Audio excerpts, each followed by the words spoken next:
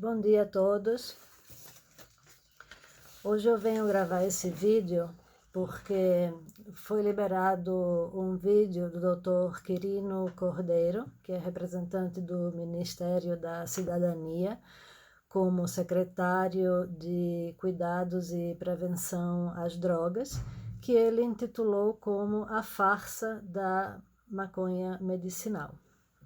Ele começa o vídeo falando do termo maconha e cannabis e dizendo que maconha medicinal é um termo que não deve ser usado. Na realidade, a gente usa o termo cannabis medicinal ou uso médico da cannabis porque maconha é um tipo de cannabis. A maconha que se usa para fins recreativos, né, o uso adulto da maconha, é feito com quimiotipos de cannabis que têm altos níveis de THC e baixo de CBD. A gente tem vários quimiotipos de cannabis. Você tem um tipo com alto THC e baixo CBD, você tem um tipo com alto CBD e baixo THC, você tem um tipo que tem os dois tipos, CBD e THC, em proporções equivalentes, e você tem um quimiotipo, inclusive, que não tem nenhum canabinoide, né? E é o tipo ideal para se usar em estudos duplo cego controlados, em que você pode usar esse quimiotipo como placebo. Então, quando você fala em cannabis, você fala de vários tipos de planta, né? Quando você fala em maconha, você fala em geral da recreativa, que tem mais THC que CBD. Quando a planta tem mais CBD e até 0,3% de THC, ela é chamada de cânhamo, que é o chamado hemp. Então, a gente vai falar de uso medicinal de quimiotipos de cannabis. Isso seria o termo adequado. Então, esclarecendo isso, eu vou dizer que, apesar do que o Dr. Quirino falou, existem evidências científicas tanto dos efeitos terapêuticos do canabidiol como do THC. Nós não temos ainda o nível de evidência do tipo 1 e 2, como ele bem falou. Mas nós temos estudos controlados para várias patologias. Espasticidade na esclerose múltipla, epilepsia refratária, dor crônica, né? Já existem diretrizes do uso da cannabis em sociedades que tratam de dor crônica na Europa, por exemplo. O mundo todo está regulamentando a cannabis e estabelecendo as suas diretrizes, indicações, contraindicações. E isso é a forma correta de se lidar com o tema. Isso é a forma científica de se lidar com o tema. Da mesma maneira que a gente tem como drogas liberadas o álcool e o tabaco, sendo que o tabaco não tem uso medicinal, né? O álcool também não tem uso medicinal, mas a cannabis tem uso medicinal, né? O que é necessário é psicoeducação. Existem pessoas predispostas à psicose que não devem usar o quimiotipo da cannabis com alto THC, pois eles podem desenvolver um surto psicótico e, caso tenha predisposição, esquizofrenia. Mas isso não significa que ela não possa usar o THC acompanhado do CBD. O CBD minimiza os riscos do THC.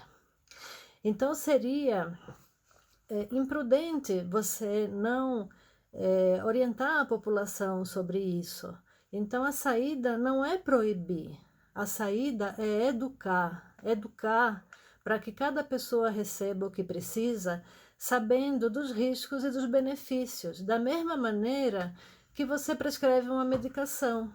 Hoje em dia, quando a gente prescreve um antidepressivo, a gente corre o risco de que a pessoa tenha uma hepatite medicamentosa. Corre o risco de que tenha uma virada maníaca, se a pessoa tem predisposição para bipolaridade, né? E nem por isso os antidepressivos são proibidos, né? A gente tem os estimulantes para tratamento de TDAH, né? Que também pode desencadear um surto psicótico, também pode desencadear um surto maníaco em pessoas predispostas. O que o médico faz? O médico avalia o histórico familiar da pessoa e, se ele acha que é uma pessoa de risco, ele não vai prescrever essa medicação. Ou, se ele vai prescrever, ele vai tomar cuidados para prescrever junto com outras coisas que protejam esse paciente, mas ele não vai deixar de tratar o paciente. E é assim que tem que ser também com a cannabis medicinal. O vídeo do Dr. Quirino me deixou muito chateada e muito preocupada, porque é um vídeo vindo de uma autoridade, né? Uma pessoa que fala em nome do governo. Imagine as milhares de pessoas que escutam esse vídeo e veem no título farsa, né? A farsa da cannabis medicinal, a farsa da maconha medicinal. Essas pessoas vão ter uma crise de ansiedade, né? Vão chover telefonemas agora aos médicos para perguntar: isso é verdade? Isso está correto? Né? Isso é um desserviço à população, né? Isso é, primeiro, uma imperícia, porque as informações veiculadas não são verdadeiras, é uma imprudência, pois vai criar um estado de pânico que não deveria acontecer, e é uma negligência, porque está deixando de lado toda uma informação e um corpo de pesquisa que trata de pessoas com doenças graves e que se beneficiam da cannabis medicinal, não só do canabidiol. Dizer que o canabidiol é a única substância da cannabis que tem efeito terapêutico é de uma ignorância absurda, até porque o canabidiol ele funciona melhor quando ele está junto do THC. O THC é o que dá o efeito psicoativo e é o que tem a chance de desencadear uma psicose ou uma mania ou hipomania numa pessoa predisposta. Mas a gente tem como lidar com isso, né? O canabidiol ele protege contra isso. Então a gente pode dar o THC junto com o canabidiol, protegendo o paciente. Mas deixar de tratar essas pessoas é desumano. Né? Isso vai contra o nosso juramento hipocrático de buscar sempre o melhor pelo paciente. Os pacientes que a gente tem tratado são pacientes graves, pacientes com doenças raras, doenças neurodegenerativas, doenças neuropsiquiátricas. Né? Temos efeitos de melhora de quadros de Alzheimer, paralisia supranuclear progressiva, epilepsias refratárias, né, que faziam uso de 5, 6 medicações e mesmo assim tinham crises. Nós temos os sprays resgate para tirar a criança da convulsão naquele exato momento. Você pode usar um spray resgate tanto de canabidiol como de THC.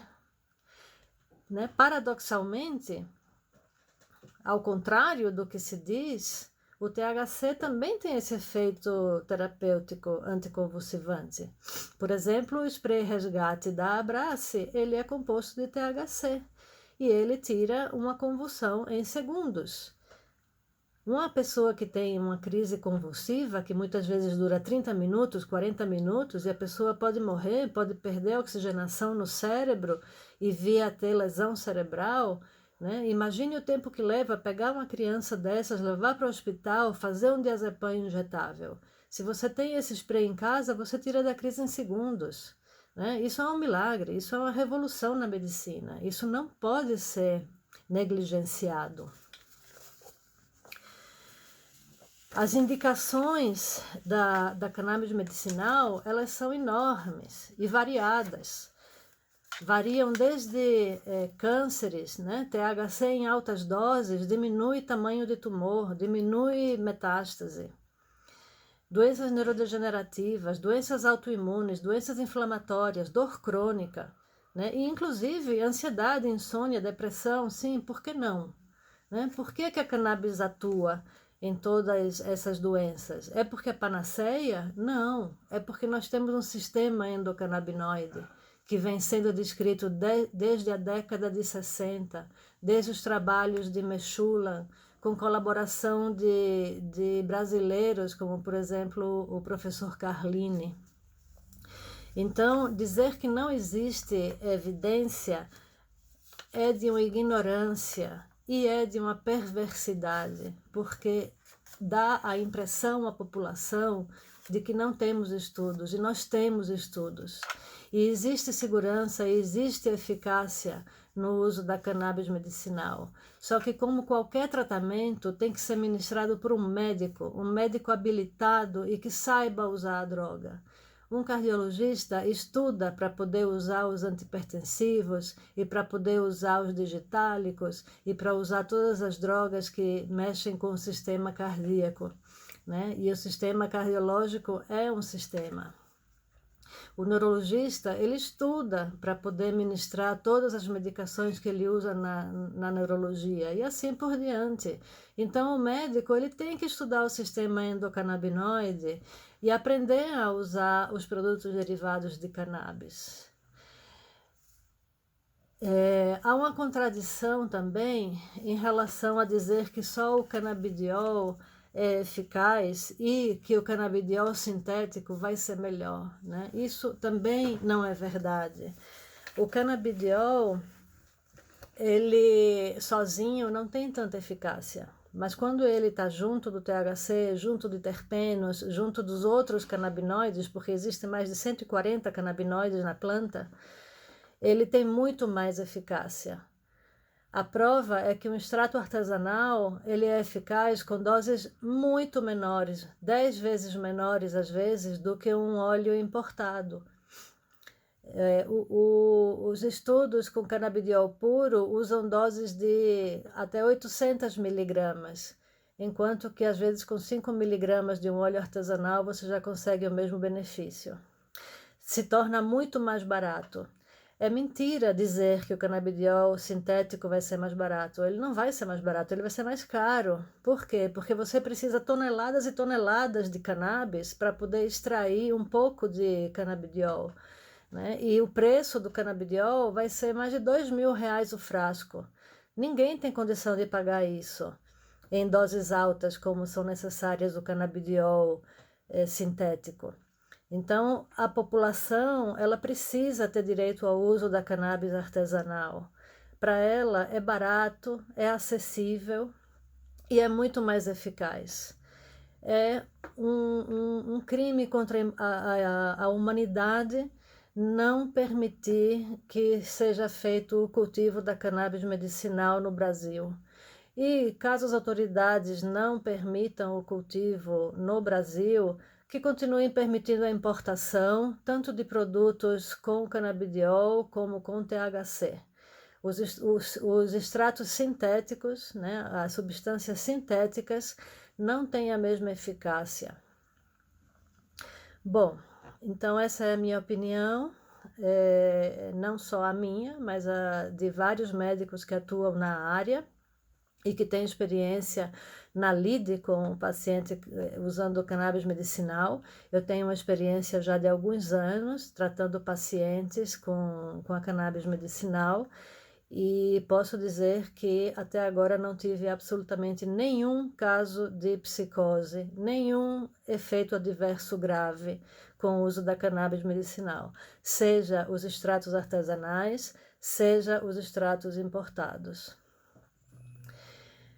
Espero que tenham gostado do vídeo, divulguem, inscrevam-se no canal, ativem o sininho para serem avisados dos novos vídeos.